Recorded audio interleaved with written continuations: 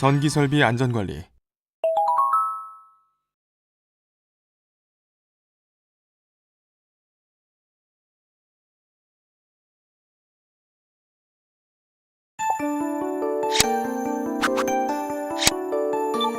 이번 시간에는 지락보호와 접지, 감전 방지, 접촉 전압과 보폭 전압에 대해 살펴봅니다. 이를 통해 지락보호와 접지의 역할, 감전의 위험성, 접촉 전압과 보폭 전압의 개념에 대해 자세히 알아보시기 바랍니다. 그럼 본격적인 학습을 시작해볼까요?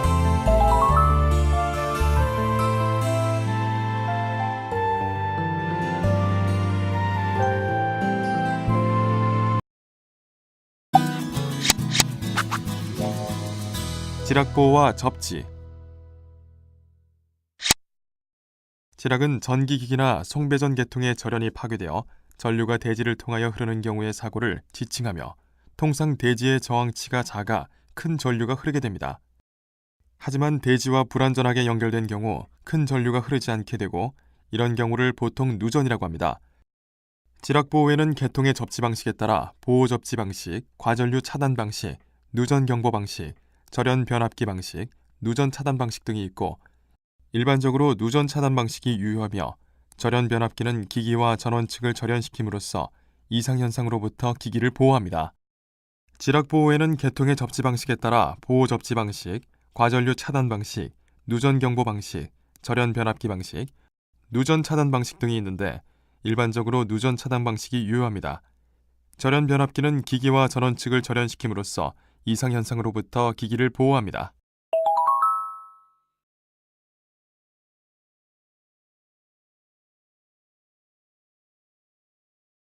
전류가 전극을 통해 대지로 흘러들어갈 때 쉽게 흐르느냐의 여부는 접지 저항에 달려 있습니다. 어떤 원인으로 전기 설비의 접지 계통에 고장 전류가 흐르면 전위가 상승하며, 이를 억제하려면 낮은 접지 저항이 필요합니다. 따라서 감전 방지의 가장 기본적인 수단이 바로 접지를 하는 것입니다. 여기서 유념할 것은 감전과 깊은 관련이 있는 전위 상승을 낮추는 방법으로 접지 저항을 낮은 값으로 유지하는 것과 전위차를 완화시키는 방법이 있는데, 오늘날 접지 기술의 추세는 후자에 더 중점을 두고 있다는 것입니다. 즉, 접지 저항을 낮게 유지하는 것 외에 건물 내부의 전기 설비 간의 양호한 등전위 본딩을 실시하여 연결된 설비들이 등전위를 갖게 하여 전위차를 완화시킵니다.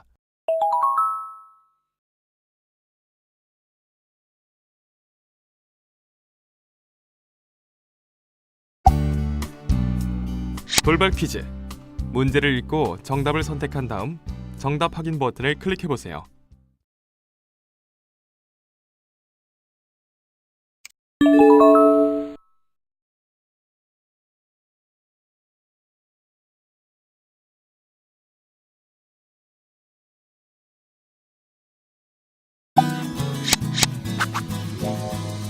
감전 방지. 접지의 궁극적인 목적은 인체의 감전을 방지하여 전기, 전자기기의 사용에 대한 안전성을 확보하는 것으로, 인체의 전기적 특성을 파악할 필요가 있습니다.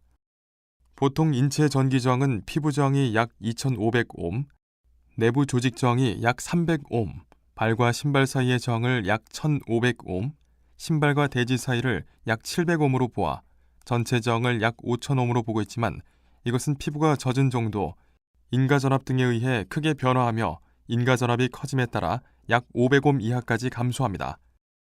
또 피부 저항은 피부에 땀이 나 있는 경우는 건조 시에 약 12분의 1에서 20분의 1로 저하되고, 물에 젖어 있을 경우는 25분의 1로 저하됩니다. 인체의 생리적 현상은 통전 전류의 크기에 따라 반응이 다른데, 감전의 위험에 영향을 미치는 요인으로는 통전 전류의 크기, 통전 경로, 전압의 종류, 통전 시간, 주파수 및 파형 등이 있습니다. 전류가 인체에 어떤 영향을 미치는지 살펴볼까요? 첫 번째, 전류가 인체에 미치는 생리적 반응을 나타내는 그래프입니다. 그래프에서 감전 전류 10mA가 0.1초 동안 통존될 경우 위험한 생리적 현상은 없습니다.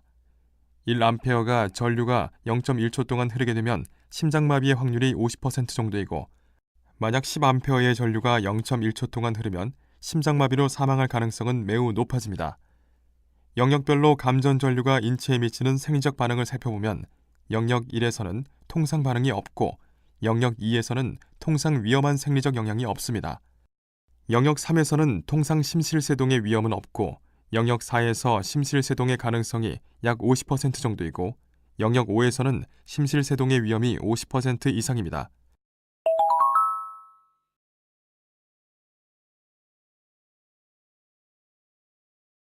인체 전압이 인가되었을 때 흐르는 심실세동 전류는 인체에 흡수되는 에너지에 관련되며 통전시간 0.03에서 3.0초 동안 심실세동을 일으키지 않는 전류는 다음의 식과 같은 관계가 성립됩니다. 허용되는 감전 에너지에 관련된 실험 정수 1000명 중 5명 정도가 심실세동을 일으키지 않는 전류값은 다음의 식으로 표현될 수 있습니다.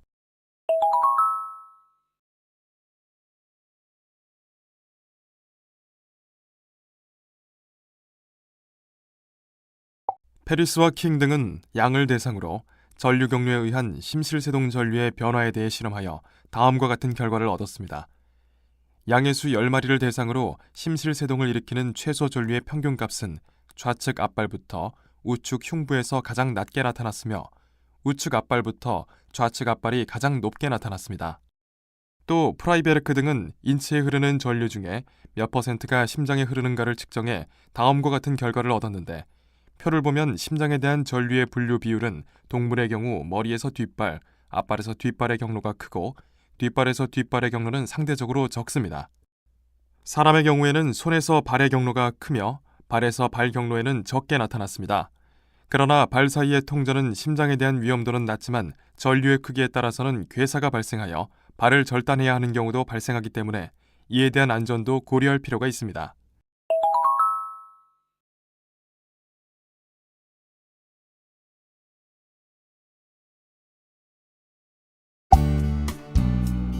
돌발 퀴즈.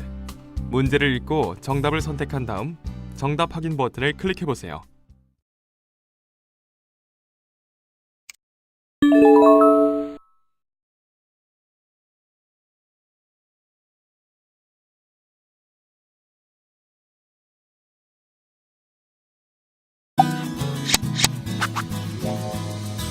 접촉 전압과 보폭 전압.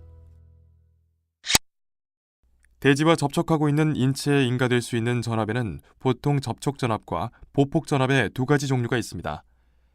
접촉 전압은 대지에 접촉하고 있는 발과 발 이외의 다른 신체 부분과의 사이에 인가되는 전압을 말하고 보폭 전압은 사람의 양발 사이에 인가되는 전압을 말하며 이것은 접지극을 통하여 대지로 전류가 흘러갈 때 접지극 주위의 지표면에 형성되는 전위 분포 때문에 양발 사이에 인가되는 전위차를 말합니다.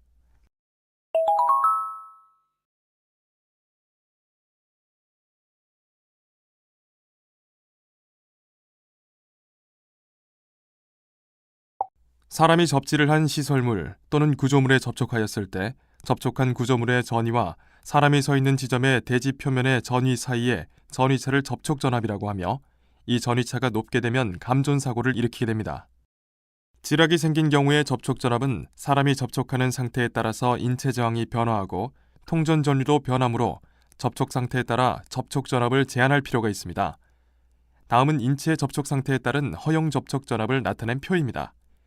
제1종은 인체의 대부분이 수중에 있는 상태로 허용 접촉 전압은 2.5V 이하이고 제2종은 인체가 현저하게 젖어 있는 상태와 금속성의 전기 기계 장치나 구조물의 인체의 일부가 상시 접촉되어 있는 상태로 이때는 25V 이하의 접촉 전압만이 허용됩니다.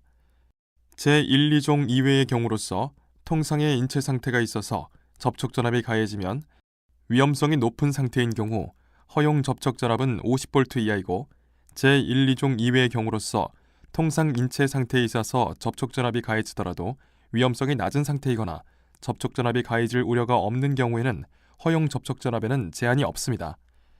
각국의 접촉 전압에 대한 허용치를 살펴보면 우리나라에서는 접촉 전압에 대한 허용치를 아직 규정하고 있지는 않고 있고 독일에서는 65V, 스위스에서는 50V, 영국에서는 40V 등으로 정해놓고 있습니다. 낙뢰에 의한 뇌격 전류나 고압 전로의 지락 전류 등으로 접지 전극 부근에 전위차가 발생하였을 때 사람의 양쪽 다리 사이에 형성되는 전위차를 생각할 수 있는데 이때 양발 사이의 전위차가 보폭 전압입니다.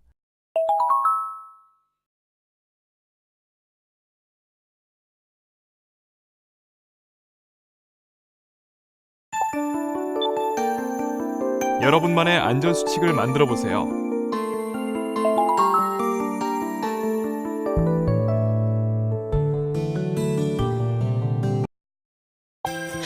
지금까지 살펴본 내용을 퀴즈를 통해 점검해보는 시간을 가져보도록 하겠습니다.